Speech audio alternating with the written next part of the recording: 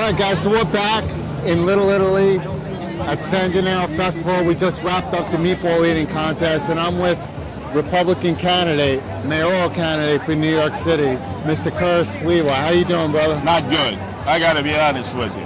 I was banned from the meatball eating contest. What? Me, with all the cred. Remember, I've been an international competitive eater. Okay. Won the sour garlic pickle eating championship 4 years in a row. In a row. Number 3, Nathan's hot dog eating contest, right? 1996. I competed here for hours. The cannoli eating contest, pizza eating contest, the worst ones. Hard-boiled eggs, try eating them, and haggis, right? I competed out. I was invited. They say, hey, Sliwa, you can be a judge, you can be the host, whatever. You come with your people.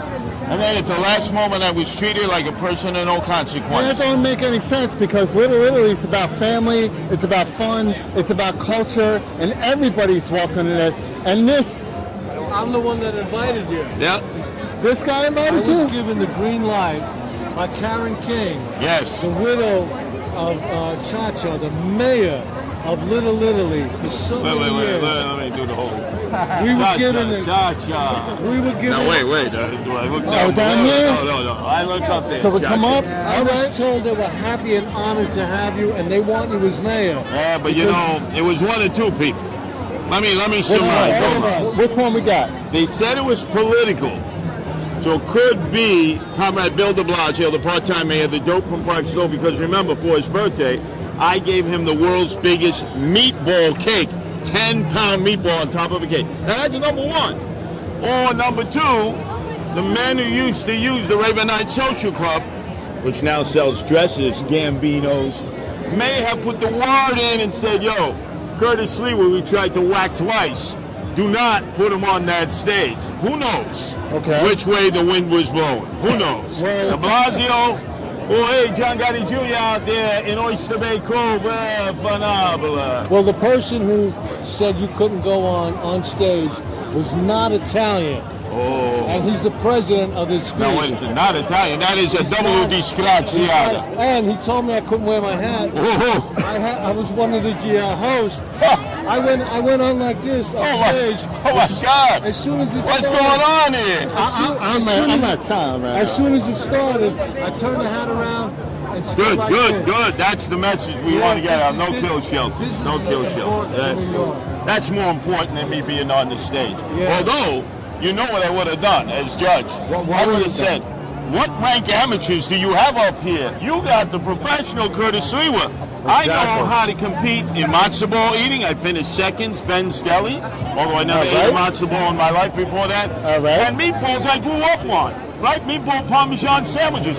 I would have jumped in and I would have won the championship.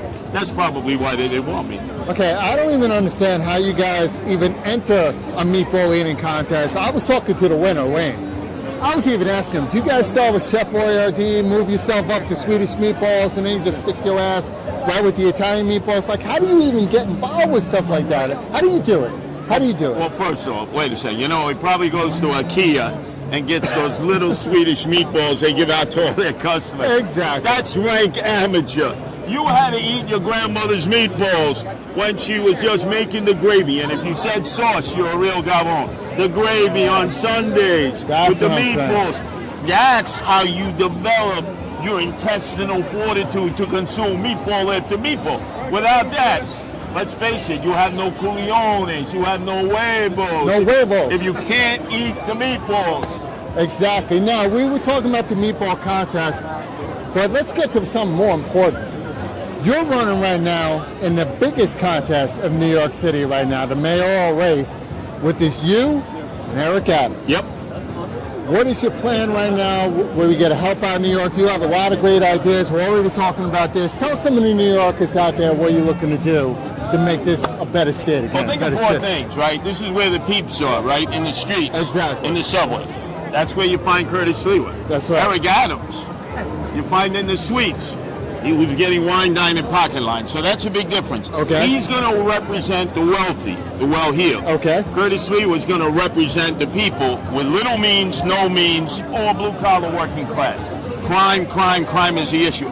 I got a 42-year track record. Right. Eric Adams just discovered that crime is the big issue. Correct. In 2019, all he was doing every day, painting Black Lives Matter with his very dear friend, Bill de Blasio, while I was fighting the looters and shooters in NoHo, Soho, and Midtown, breaking my jaw while the mayor ordered the police to stand back. So he now acts like he's Mr. Law and Order. But has he really been a friend of the police? The answer is, in most instances, no. But I'll let the people decide.